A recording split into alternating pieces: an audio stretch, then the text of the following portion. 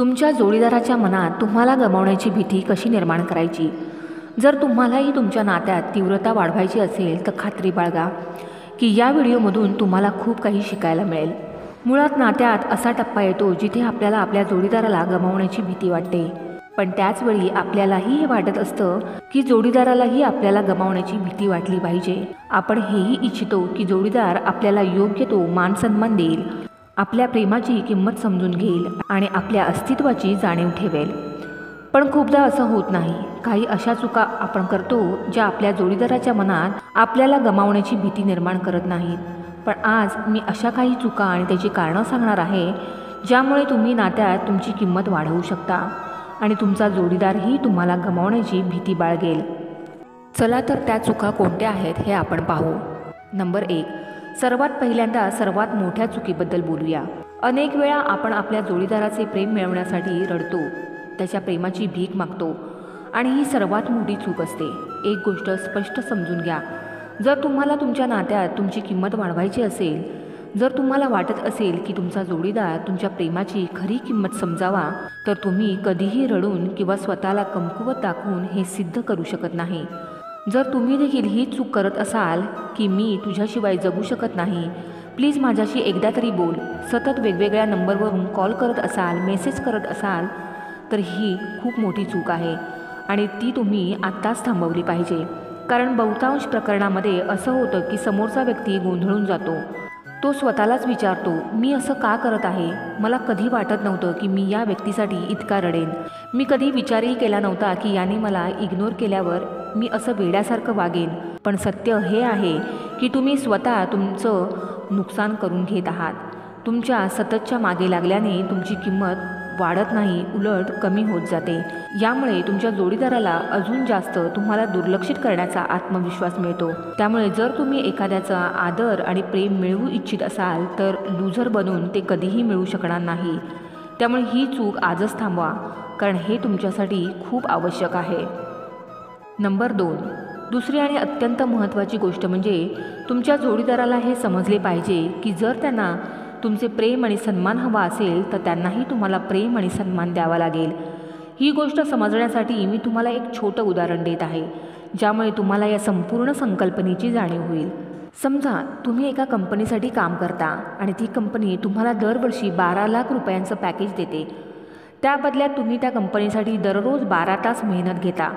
पण हळूहळू कंपनीने तुमचं पॅकेज कमी करत नेलं आणि आता तुम्हाला फक्त 6 लाख रुपये देऊ लागली. पण तरीही तुम्ही तसंच 12 तासांचं मेहनतीचं काम करत राहिला. अशा परिस्थितीत कंपनी कधीही तुमचा पगार पुन्हा वाढवणार नाही, कारण तिला हे कळून चुकतं की तुम्ही पूर्वी 12 लाखांमध्ये जे काम करत होता तेच काम तुम्ही आता 6 लाखांमध्येही करत आहात.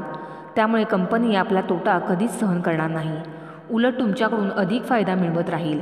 हीच परिस्थिती नात्यात देखील लागू होते. जर तुमच्या जोडीदाराला हे कळलं की ते तुमच्याशी प्रेमाने बोलत किंवा उद्धटपणे वागत, राग काढत किंवा तुम्हाला सतत दुर्लक्षित करत असोत, तरीही तुम्ही त्यांच्याजवळ राहणार, तर ते तुम्हाला अधिकच दुर्लक्षित करायला लागतात.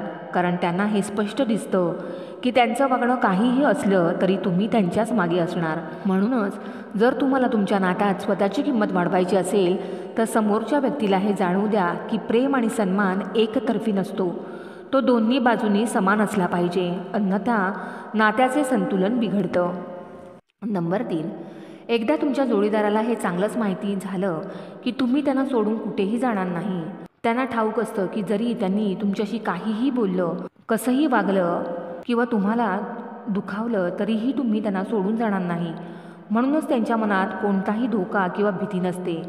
ते तुम्हाला सांगतात की माझ्यापासून दूर जा, मला सोडून दे, पण त्यांना आतून खात्री असते की तुम्ही खरंच त्यांना सोडून जाणार नाही.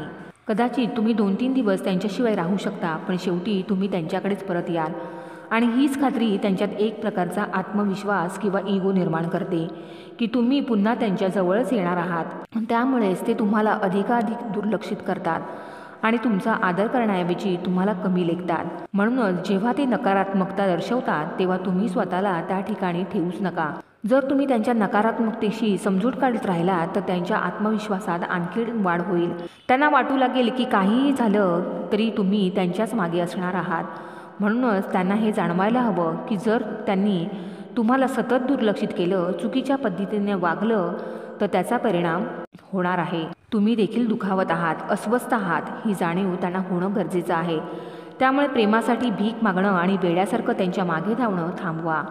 ही गोष्ट खूप महत्त्वाची आहे. जर तुम्ही असं करू शकत नसाल तर मग हेही विसरून जा की त्यांना कधीही तुम्हाला गमावण्याची भीती वाटेल किंवा तुमची किंमत कळेल. जर तुम्हाला खरंच हे साध्य करायचं असेल तर तुम्हाला असं वागावं लागेल ज्यामुळे त्यांना तुमच्या अस्तित्वाची जाणीव होईल आणि तुमच्या प्रेमाची किंमत समजू शकेल.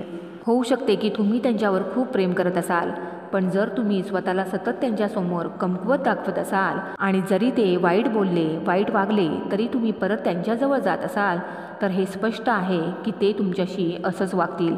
कारण त्यांना आत्मविश्वास आहे की तुम्ही शेवटी त्यांच्या जवळ परत येणार आहात आणि तेच ते नकळत तुमच्या विरोधात वापरत आहेत. कोणत्याही नात्यात असताना समोरच्या व्यक्तीला हे समजलं पाहिजे की तुम्ही त्यांच्या कोणत्याही परिस्थितीशी अंधाधुंद तडजोड करू शकत नाही. जर त्यांनी तुम्हाला योग्य आदर आणि प्रेम दिले नाही तर तुम्ही त्यांच्यासोबत राहणं आवश्यक नाही. स्वतःची किंमत ओळखा, अन्यथा समोरच्या व्यक्तीला तुमची किंमत कधीच कळणार नाही. नंबर 4, स्वतःला उपलब्धतेच्या सापळ्यात अडकवू नका. जर तुम्ही नेहमीच तुमच्या जोडीदारासाठी सहज उपलब्ध असाल, मग तो योग्य वागो किंवा अयोग्य, तर ते तुमची किंमत कधीच समजून घेणार नाहीत. माणसाला जे सहज मिळतं त्याची किंमत कधीही वाटत नाही. जर तुम्ही त्यांना सतत मेसेज, कॉल करत असाल किंवा त्यांना तुमच्याकडे परतण्यासाठी फोर्स करत असाल तर तुमची किंमत कमी होत जाईल.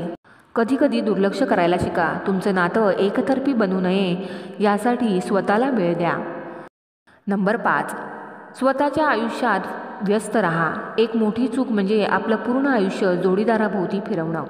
जर तुम्ही सतत त्यांच्याच विचारात असाल, त्यांच्या प्रतिसादावर अवलंबून असाल तर तुमची स्वायत्तता कमी होते आणि तुम्ही कमकुवत दिसता. स्वतःच्या आयुष्याला महत्त्व द्या. करिअर, हॉबीज, मित्रमंडळी, फिटनेस याकडे लक्ष द्या. जेव्हा तुम्ही स्वतःचं आयुष्य आनंदी आणि उद्देशपूर्ण बनवाल तेव्हा तुमचा जोडीदारही तुमचे महत्त्व ओळखेल. नंबर 6, आकर्षक आणि आत्मविश्वासाने भरलेलं व्यक्तिमत्व ठेवा. कोणत्याही नात्यात आकर्षण टिकवणे गरजेचे असतं आणि आकर्षण फक्त बाहेर रूपावरून अवलंबून नसतं तर तुमच्या व्यक्तिमत्वावरही अवलंबून असतं. स्वतःला घडवा. मानसिक, शारीरिक आणि भावनिक स्तरावर स्वतःचं उन्नतीकरण करा. स्वतःला कमी समजू नका. जर जोडीदाराने तुम्हाला कमी लेखलं तर त्यांना हे दाखवून द्या की तुम्हीही स्वतंत्र राहू शकता. तुमच्या निर्णयावर ठाम राहा. तुम्ही जर प्रत्येक वेळी त्यांना खुश करण्यासाठी स्वतःची मतं बदलत असाल तर तुमचे महत्त्व कमी होत जाईल. नंबर 7, जो तुम्हाला गमावण्यास घाबरत नाही त्याला टिकवण्याचा प्रयत्न करू नका. हे सर्वात मोठे सत्य आहे. जो तुम्हाला गमावण्याची भीती बाळगत नाही त्याच्यासाठी तुम्ही कितीही केलं तरी तो तुमचं महत्त्व ओळखणार नाही. अशा लोकांसाठी स्वतःला बदलण्याचा प्रयत्न करणं, त्यांना सतत जिंकण्यासाठी धडपडणं हा फक्त वेळेचा अपव्यय आहे.